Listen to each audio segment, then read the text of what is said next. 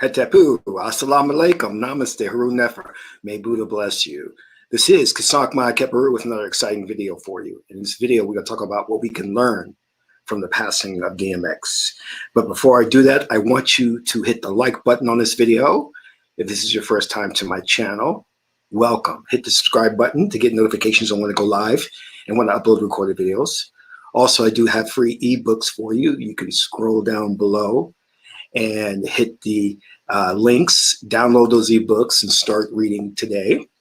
If you want to take your spiritual journey to the next level and beyond, become a Patreon supporter. You can do so for as little as $1, $5, $20 per month. It's up to you. You can cancel at any time.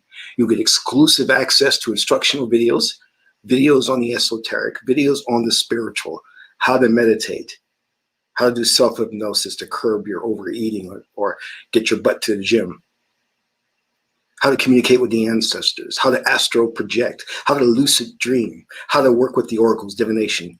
All of that is there for you. Exclusive content on Patreon. Last but not least, share this video with family and friends so we can get the revolution started. Hetapu. Namaste.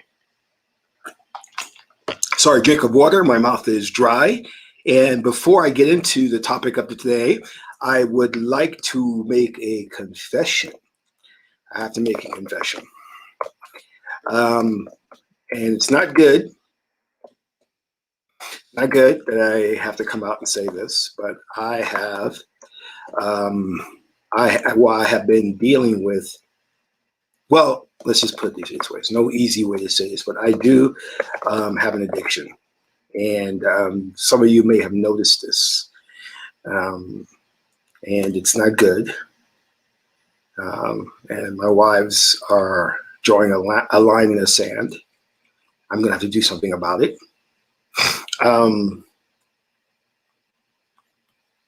It's very hard for me. It's something I can't control.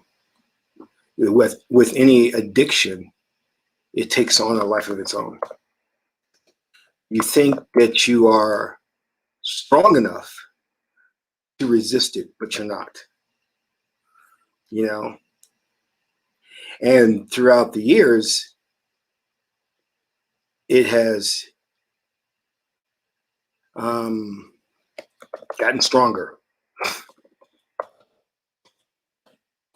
Yes, it's gotten stronger to where it's like a pendulum or ergobore. So I don't know. Maybe an intervention needs to be done,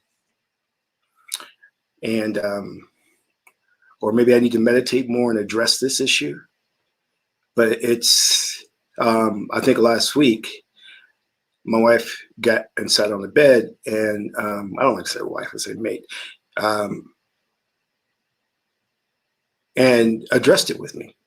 And I knew that she was getting tired. She was like, enough is enough. Something has to be done. You know? And I know that I'm not alone. I'm not the only one out there who has this type of addiction. I've gone to people's houses, friends, and seen in their rooms and things where it's just out of control. You can tell by the way they live it, they're out of control. The addiction has just really gone too far. Luckily, I've not gone to that point. You know what I mean? I've gotten to that point of where my addiction has just altered the way I live. It hasn't gotten to that point yet, but it's getting there. You know, when I walk in and I see friends who have entire rooms or their house, the entire house dedicated to their addiction, I go, wow, I'm envious. How did you do this? How can you afford this? It's a very expensive habit, you know, very, very expensive habit. And that's one of the reasons why I have to curb it. I have to work on it. I'm spending too much money. And it's caused by, you know, some of you know I have a bit of, I suffer from depression. So when I get a bit depressed, I turn to my addiction, and depressed comes from SAD, seasonal affective disorder. So when the sun sets or there's a cloudy day, I go into a depression, and then my addiction kicks in, and I gotta jump into my car, drive, and fulfill in literally the dead of night, fulfill that addiction. You know, so if you're out there and you're meditating, please meditate for me. If you're praying, please pray for me. Now there is the drug of choice. What is my addiction? Everybody has their drug of choice, you know, and I'm going to reveal that here, and I ask that people don't judge me for it. You know, don't call me names, hypocritical, a geek. Don't say I betrayed your trust. You know, because we all have faults. We all have faults. Okay. I've never said that I was perfect. You know, and most of you, and I've even said that I have a compulsive, disorder. I lock into one thing, and I make that one thing my whole world. I can't let it go. So what is my addiction? It's actually staring you right in the face. Here's my addiction. I collect action figures, and I cannot stop doing it. Okay. This is from the movie Gremlins, one of my favorite films. And here's, I just had to have this one. I just had to have Gizmo. So my mate comes in, she sits on the bed, and she sees how I have built shelves with all my action figures that I've collected. And she's looking, and I could just feel the tension. And then she looks at me and she goes, "Is this stuff going to go up in value?" And I said, "Probably not." And then she was really quiet. And when she gets quiet, I get worried, you know, and I know that any day now I'm going to come in and all that stuff's going to be packed up in the garbage because it's really taking a lot of space. I have been to friends' houses where they had entire rooms dedicated to Star Wars, lightsabers.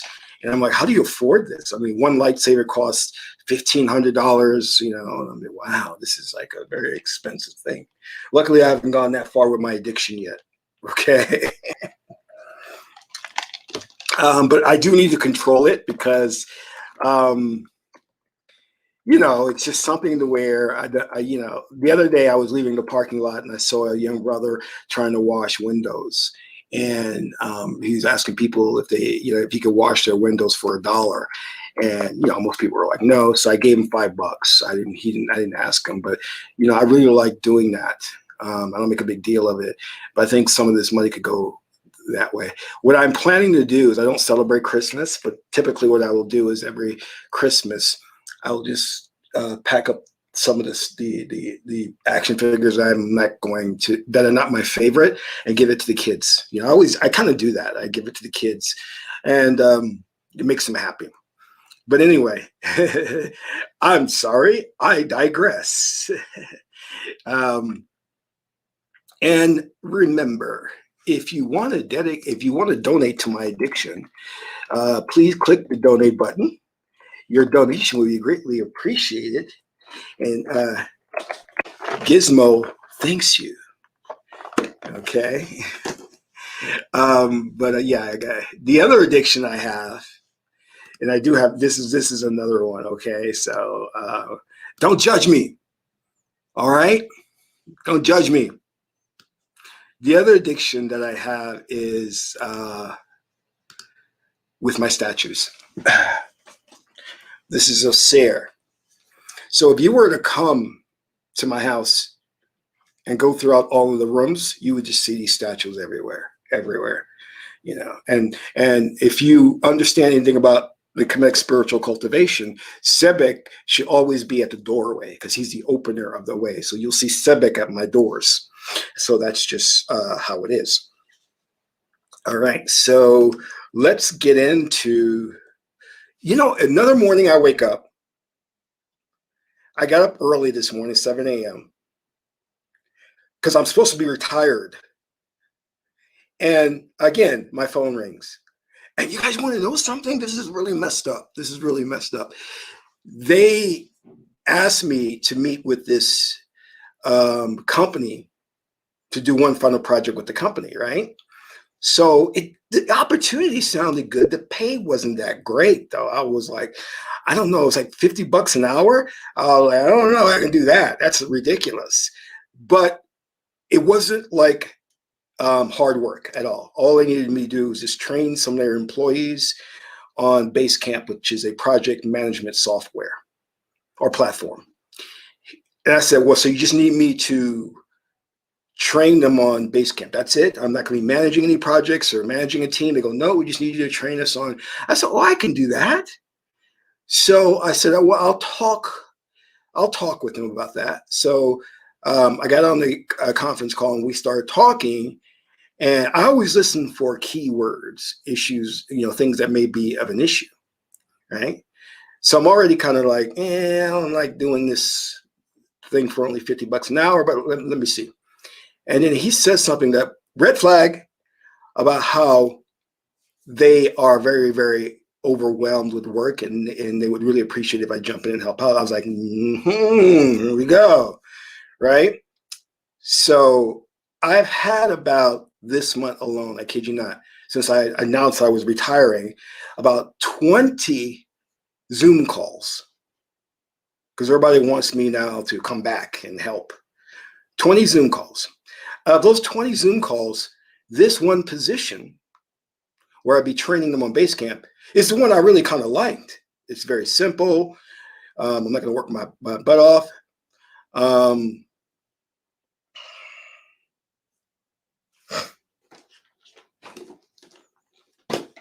Paula, honey, I would love to, but I don't have my,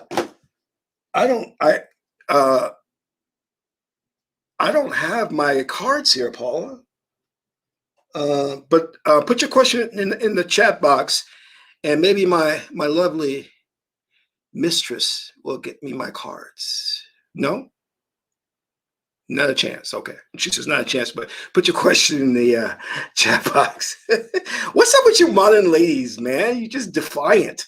Why are you guys so defiant? In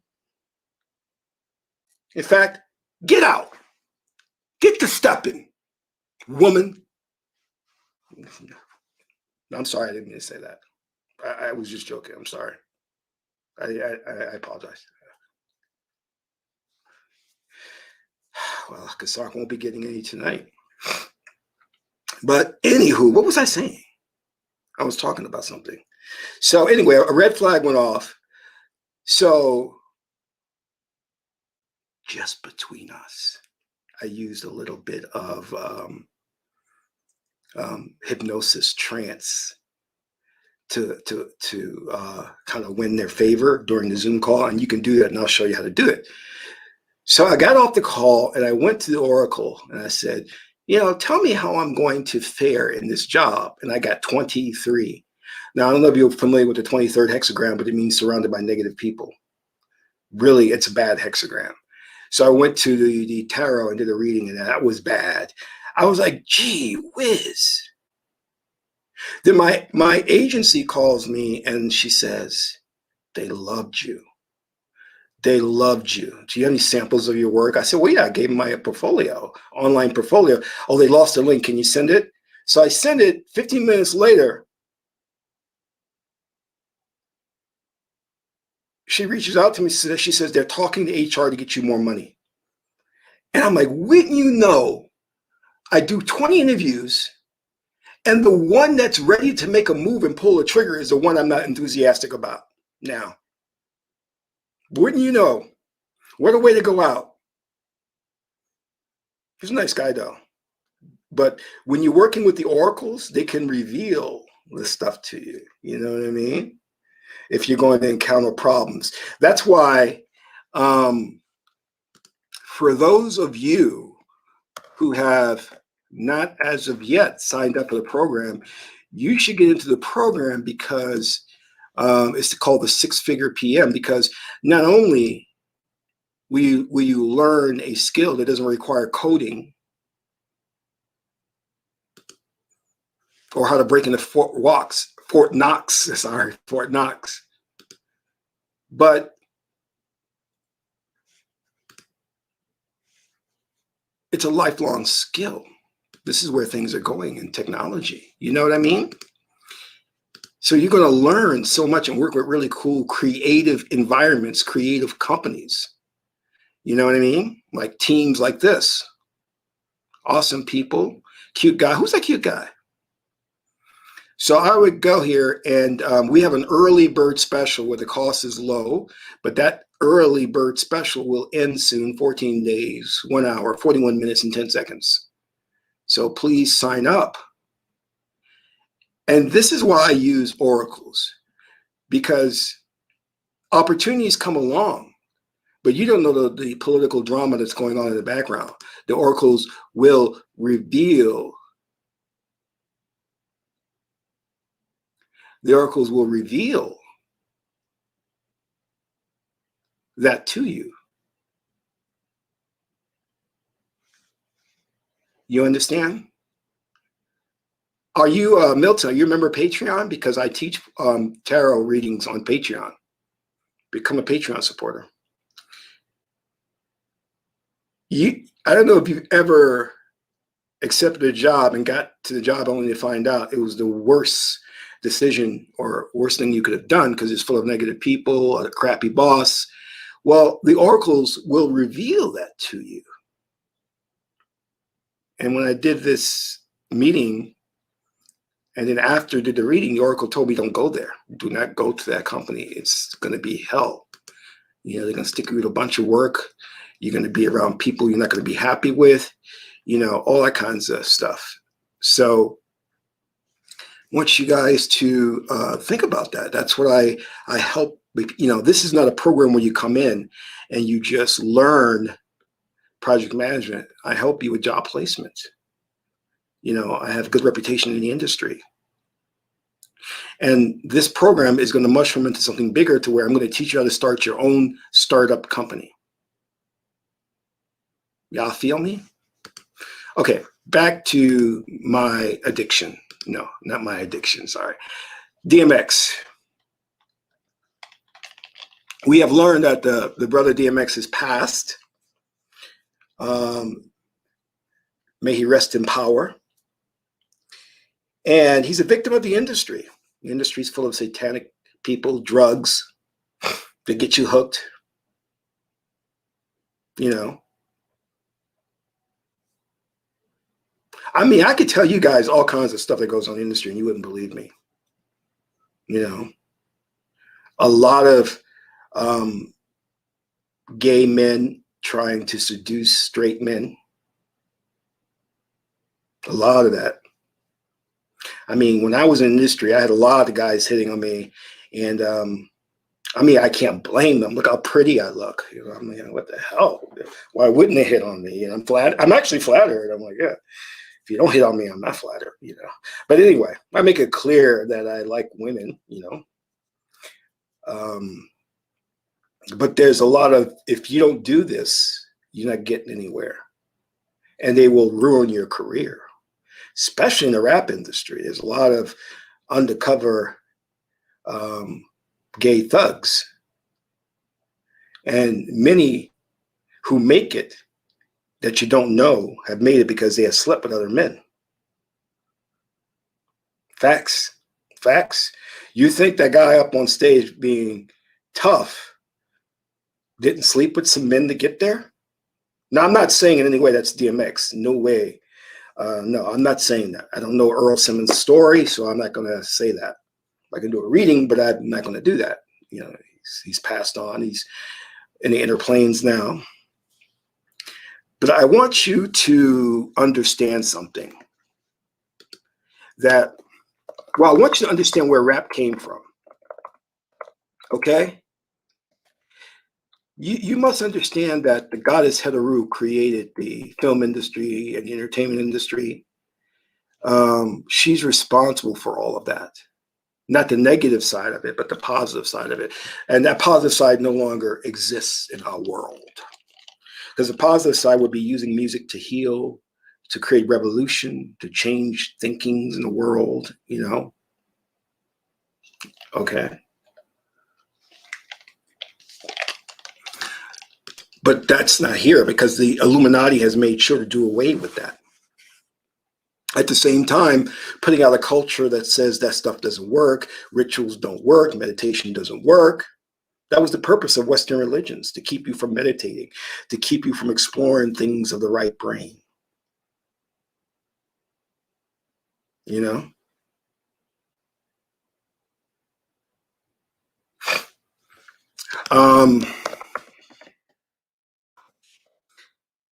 Guru created rituals, and we don't even understand the power of rituals. Do you understand what I'm saying? We don't even practice it, but the ruling elite does when they put together their Miley Cyrus concerts and Madonna concerts. That's a giant ritual. And many of these artists sell their soul. They make a deal with the ruling elite. You see, Michael Jackson, Prince, they're not organic, meaning they didn't climb their way up to music stardom because of their talents. They were crafted by the oligarchy, the ruling elite, to be front and center. They pick and anoint people and create these characters in boardrooms to manipulate the masses through music. This is why you have the majority of rap music now, which is turned against the very foundations upon which it was built, which is about revolution, uplifting the people. It is now about emasculating men, promoting wayward and backward behavior, promoting the destruction of the race, things of that nature. But I want you to understand that many of these artists, so you must understand, when I was sitting there with my elder, the priest in our Kemetic temple, he was telling me, he says, you want to be successful in the entertainment industry, you've got to be like Qesankh. You've got to see beyond the surface. You got to see the deeper implication of things. You got to see the web of interdependence of all things. And he was absolutely right. You see, these rappers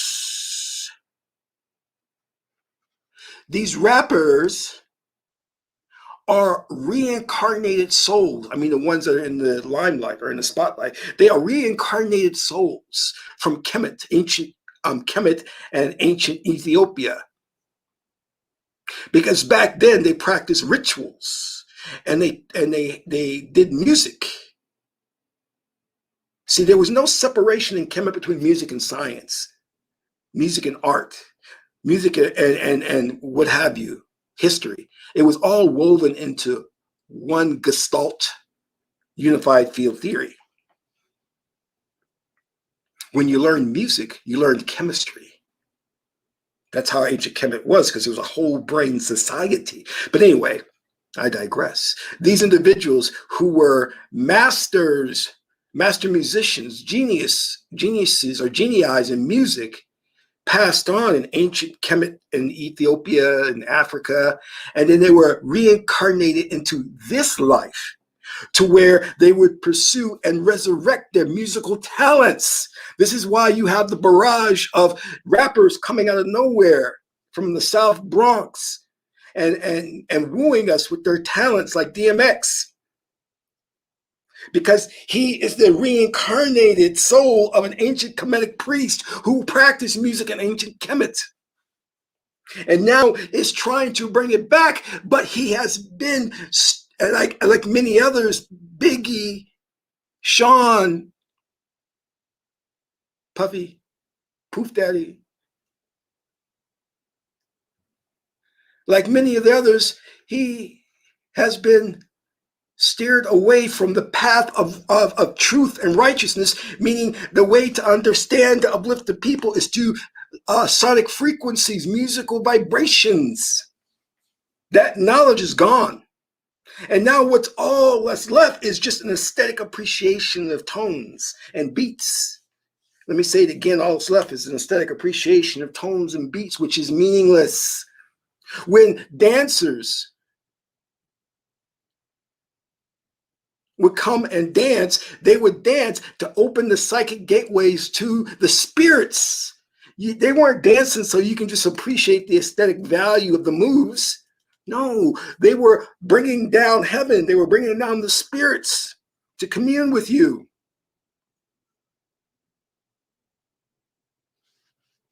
Do you understand? But that knowledge is gone. They know that if you use the right tones in music, the right hertz, it could heal you instantaneously. But they would not allow the rappers, they would not allow the musicians to put that into their music. They outlawed certain frequencies because those frequencies would dissolve the ego and then connect people with source, to God. And they would feel overwhelming love when they hear the music.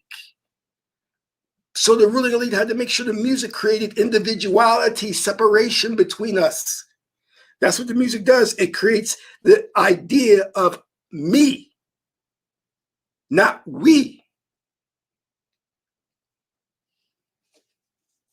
So Brother DMX got caught up in all that. He's from ancient antiquity and was trying to bring it back, but they didn't nurture him properly. There was no Kemetic priest or priestesses to say, if you do the music in this way, you will heal the world. So the corporate music giants and film industry got together and said, do your stuff about money, bitches, and drugs. Not DMX in particular. I'm just saying just all the rappers. And they did, to help facilitate the destruction of the people, of the population of this planet. That's the plan. Do you not understand that, my brothers and sisters? Do you not understand that? My brothers and sisters of all persuasion, white, black, Asian, Latino.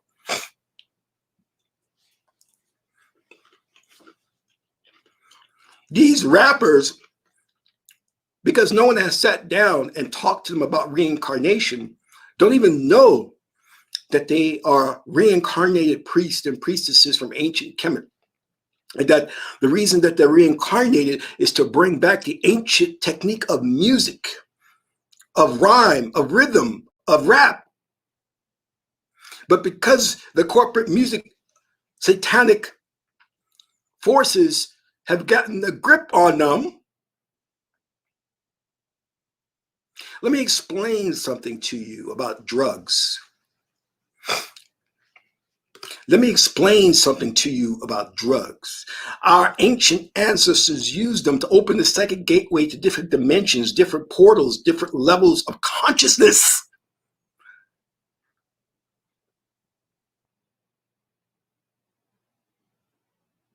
To bring in benevolent spirits to help humanity. But instead, we've used drugs to get high, to get off on. Not to work with interdimensional beings that could help us move to the next level of ascension. That's our ancestors use drugs. There's nothing. We use DMT, we use shrooms,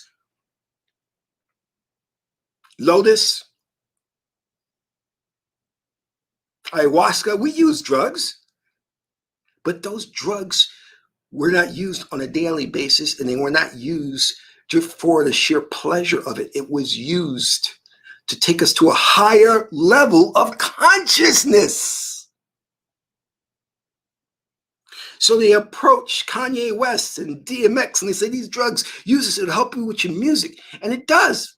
It, listen, I come from Silicon Valley. They take micro doses of LSD to help improve their cognitive faculties.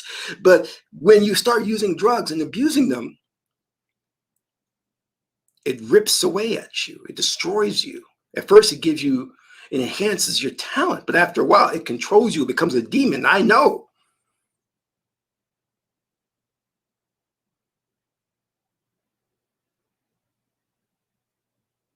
There's a reason why most musicians have experimented or are addicted to drugs. It's because those drugs have enhanced their artistic ability, but it has to be used in the right way and not just to get high on. And some drugs you shouldn't be touching at all. Ayahuasca is not a drug, it is a medicine. DMT is something natural that your body produces.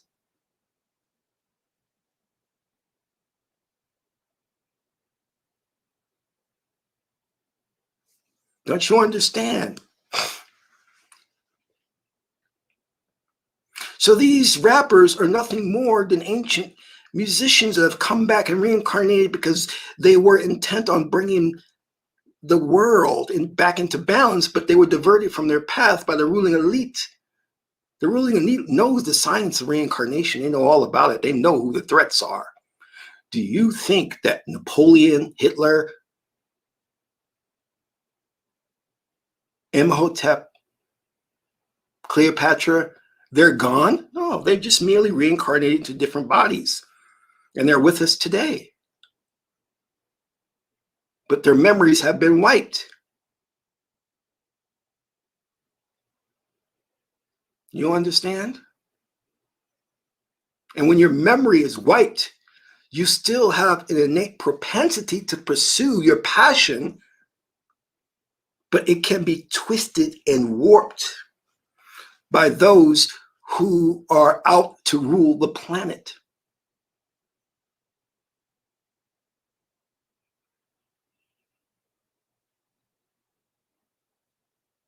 What we can learn from the passing of DMX is that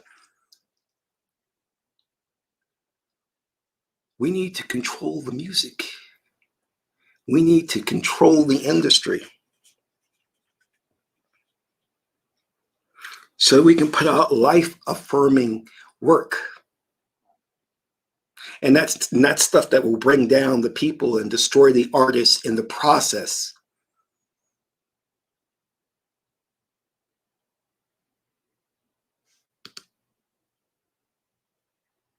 The Tepuharu, the elite, they don't wipe minds. That's a natural process of reincarnation. The elite doesn't do the wiping of the mind. Your mind is already, it's built into the system to have an authentic experience. When you're reincarnated, your mind gets wiped. The really elite doesn't do that. And these things like ayahuasca and DMT, they rid you of depression. Many people experience a born again thing when they work with those medicines. But those medicines can be abused too if you use them every day. They're not meant to be used in that way. Their application is to be used sparingly.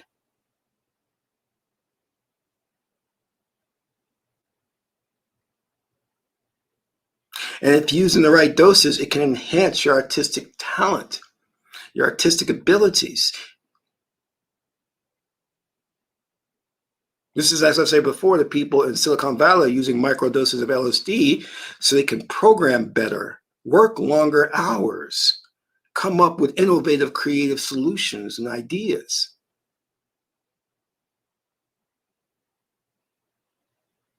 So I want you to keep this in mind and really just learn from this brother's passing that he will be back to do it again, to try and bring music to the world again that heals people. But we must help change this fourth dimensional reality so that when he comes back, we will work with him to create vibrations that are of a spiritual nature and not of a satanic, demonic nature. You feel me? Can I get an amen? We have to prepare this fourth dimensional world so that when he comes back, it will help nurture his talent in the right way. So he doesn't have to go through that path again of the addiction, the Satanism.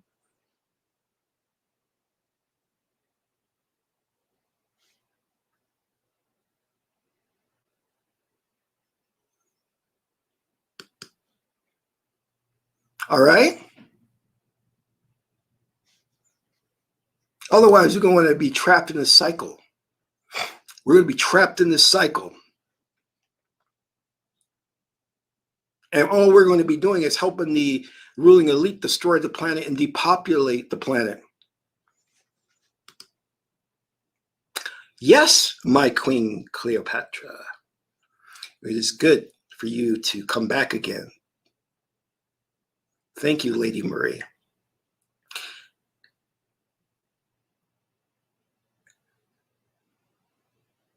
Let us bow our heads and do a quick meditation.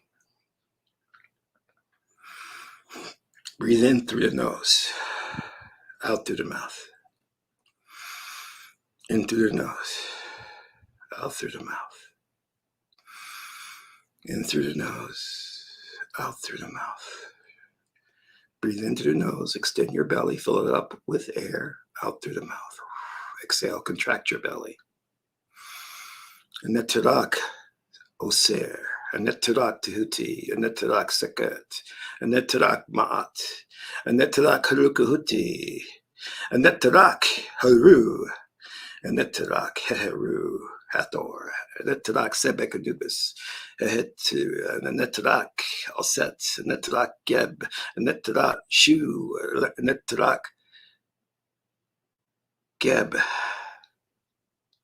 Anetarak ra, Anetarak pata,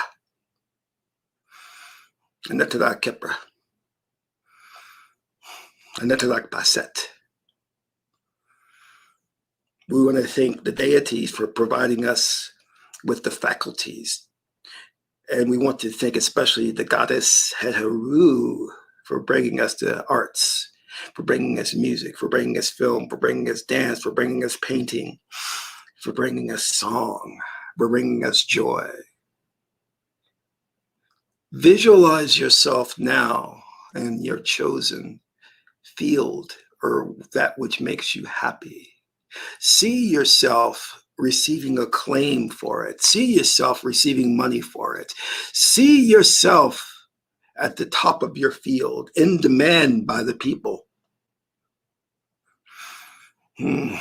Feel the feeling of excitement and joy of being super talented, of being in demand, of being wealthy, of being famous. Take a moment to visualize that. Make it real.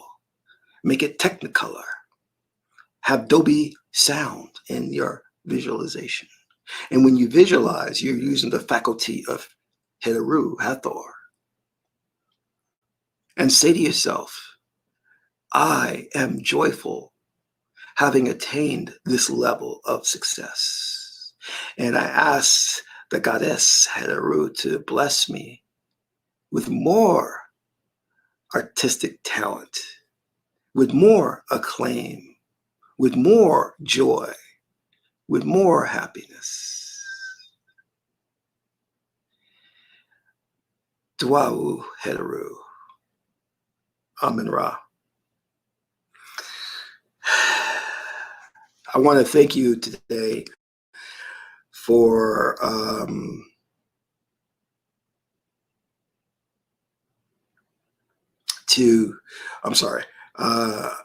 for finding peace and for taking a moment to hear this message. Thank you. And remember, we must learn something.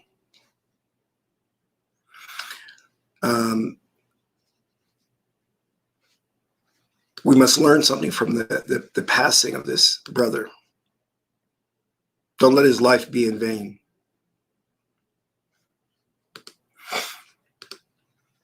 Don't let his life be in vain.